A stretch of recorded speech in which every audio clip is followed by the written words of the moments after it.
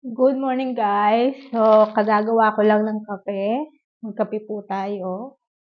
Good morning sa inyong lahat. Magbe-breakfast ako. So, nagbe-breakfast ako mag-isa ngayon, guys, kasi may trabaho ang aking asawa. Sarap ng kape. So, good morning. Good morning to all of you guys. So, last week is tinrangka. So, ang lola ninyo ng bonggang-bongga. 1 week ho akong nilagnat. Kasi what I noticed sa katawan ko kasi guys, i-share ko sa inyo is bumabalik ang aking lagnat. So, pag bumabalik po yung lagnat ninyo, guys, is may infection po sa loob ng katawan ninyo. So, may infection ako dito sa ano ko, guys. Hindi naman siya malala, guys, no? Nakita lang ng doktor. So, binigyan niya lang ako ng medicine. So, ayun, may binigay siyang medicine sa akin sa fever at sa infection ko. Hindi naman siya malala, anak. Nakukuha pa siya ng gamot, no? Kaya pala bumabalik-balik yung lagnat ko kasi bumili lang kasi yung asawa ko ng anong ba tawag doon, ng gamot sa lagnat. Nawawala yung lagnat ko pero bumabalik siya. Kaya kailangan mo rin ng ano ba tawag doon, ng gamot sa infection. Kaya tapos nung nawala na yung ano infection, nawala na. Alam mong nawala yung infection, guys, kasi hindi na bumalik yung lagnat ko. Hindi na siya talagang ano. Kasi before kasi guys, talagang nanginginig ako, talagang kinukumbulsyon na ako. Ito yung talagang sobrang nanginginig na ako. Halos hindi ako makatulog. Sobrang nanginginig na ako. So, dinala na ako ng asawa ko sa hospital dito, guys. So, public yung hospital nila dito, maraming mga tao nagpupunta doon, pero ang kinagandahan lang kasi talaga guys is libre lahat. Libre yung check-up, yung appointment mo sa nurse, sa doktor, mga ganon. So, nagtataka ako, tinatanong ko yung asawa ko, magkano ang binayaran mo sa gamot? Sinabi ng asawa ko, wala daw siyang binayaran ni isang kusing. Tapos nagtataka ako, "Talaga wala kang binayaran? Bakit nung naoperahan ako, bakit nagbayad ka ng sobrang laki?" Sinasabi niya sinasabi ko sa kanya. Tapos sinabi niya sa'kin, "Kasi yung naoperahan ka, hindi ka nagpunta sa public hospital, nag-private hospital ka kasi." Dito kasi sinasabi sa'kin ng asawa ko, "Puwede kang ano, maoperahan ng libre, magaling din yung mga doktor sa public, pero mag-aantay ka lang ata ng months." Sinasabi niya sa akin. Kasi may hanay-hanay kasi yan guys eh. Sa public hospital kasi mas inuuna nila yung operahan yung mga bata-bata pa at hinuhuli nila yung matatanda na. Kasi matatanda daw is matagal nang nabubuhay, mga ganyan, mga weak na yung katawan, yung kalusugan nila, mga weak na. So, inuuna nilang operahan yung mga bata. So, kasi sa akin guys, yung case ko kasi before, I was diagnosed of cancer stage 1. Paano ba ako na-diagnose ng cancer stage 1? Pag may sintomas na kayo na may lumalabas sa inyong mabaho, sa akin talaga may lumalabas sa akin mabaho talaga. Tapos, may dugo na lumalabas sa akin before. Hindi siya menstruation guys. Ano siya, dugo talaga siya. Pero hindi siya maraming dugo, yung patak-patak lang siya. So, nung meron na akong mga ganong sintomas is magpa-check up na kayo guys kasi talagang ano, may cancer na kayo stage 1. Hindi ako nagbibiro guys. Totoo ho ang sinasabi kong about sa mga feelings sa loob ng katawan na huwag niyong baliwalain. So, pag may lumabas na dugo sa inyo na hindi siya menstruation guys, means may diferensya na kayo sa loob ng katawan ninyo. Kaya huwag niyong binabaliwala yung mga maliliit na sakit na yan guys.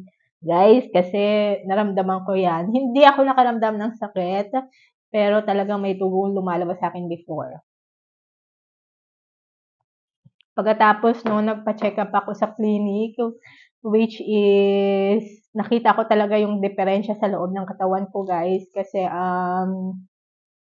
may pinasok silang camera, parang camera tapos makikita mo talaga sa TV kung ano yung nasaan yung diferensya niya. So nakita ko yung diferensya niya sa uterus ko mismo siya. Lahat maraming mga tao ang nagkakaroon ng cancer, mostly sa mga uterus nila. So, dapat yung mga uterus, guys, is talagang kailangan linisan yan every 6 months, no? Every year or 6 months, hindi ko alam. Pero, dapat So, sa mga babae kasi guys, yung mga uterus natin, dapat pinapa-check up yan every 6 months. Okay ba na? Every 6 months, guys.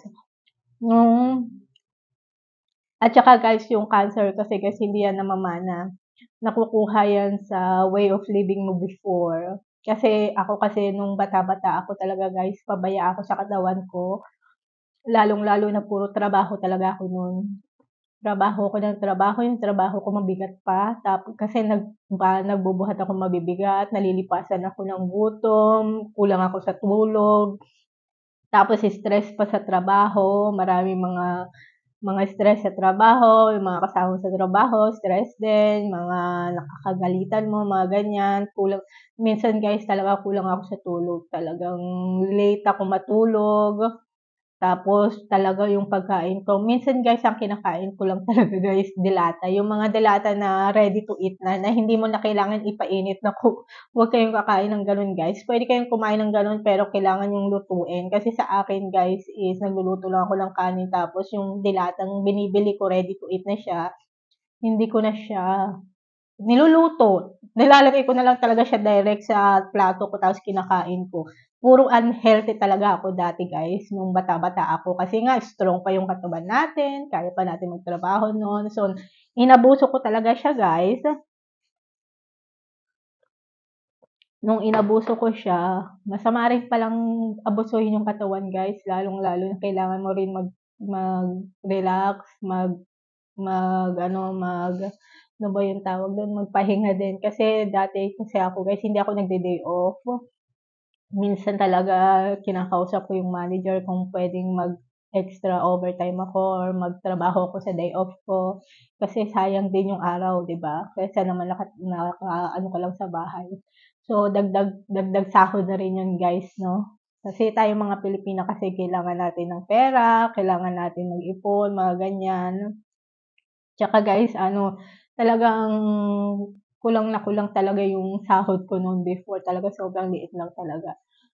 At saka tinataasan ka lang nila ng sahod every year. Like, for example, 2 years yung kontrata mo. Minsan nga, hindi ka pa nila tinataasan ng sahod, nire-renew lang nila yung kontrata mo.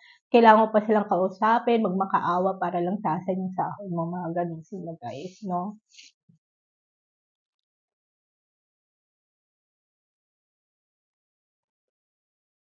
At saka, dun kain muna tayo.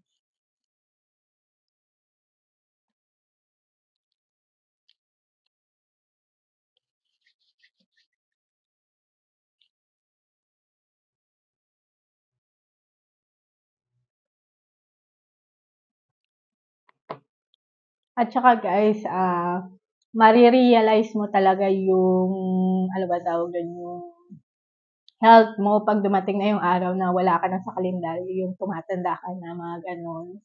Kasi ako kasi guys, na-realize ko yung buhay. Yung buhay ko para bang nadidrain din ako minsan. Yung nakakapagod din magtrabaho sa totoo lang. Yung para bang walang napupunta sa'yo. Kasi ang buhay ko kasi dati guys is paikot-ikot lang yung magpadala ka ng pera sa mga magulang mo kasi yung mga magulang mo tumanda lang walang pera, kailangan mo silang bigyan, mga ganyan. Tapos magpapasok ka pa ng pera sa bangko, tapos may mga bills ka pang kailangang bayaran, yung mga phone bills mo, mga internet bills mo, tapos yung natitira sa akin parang kakarampot na lang, yung para bang wala ka ng time mag-enjoy sa sarili mo na ikaw yung nagtatrabaho pero hindi mo na-enjoy yung lifestyle mo. Tapos, ganun nga. So, hindi ko siya na-enjoy minsan guys. Minsan talaga, isang buwan talaga hindi ako nagpapadala, hindi rin ako nagpapasok sa bangko, pupunta ako ng Dubai or Abu Dhabi para mag-enjoy, kumain sa mga restaurant, mga ganyan. Kasi guys, yung buhay kasi natin is hindi tayo forever young. Maraming mga Pilipino dyan na tumanda na hindi nila na-enjoy yung kabataan nila. Yung bang puro sila trabaho ng trabaho hanggang dumating yung araw na tumanda sila na wala na, yung hindi na masyadong na-enjoy.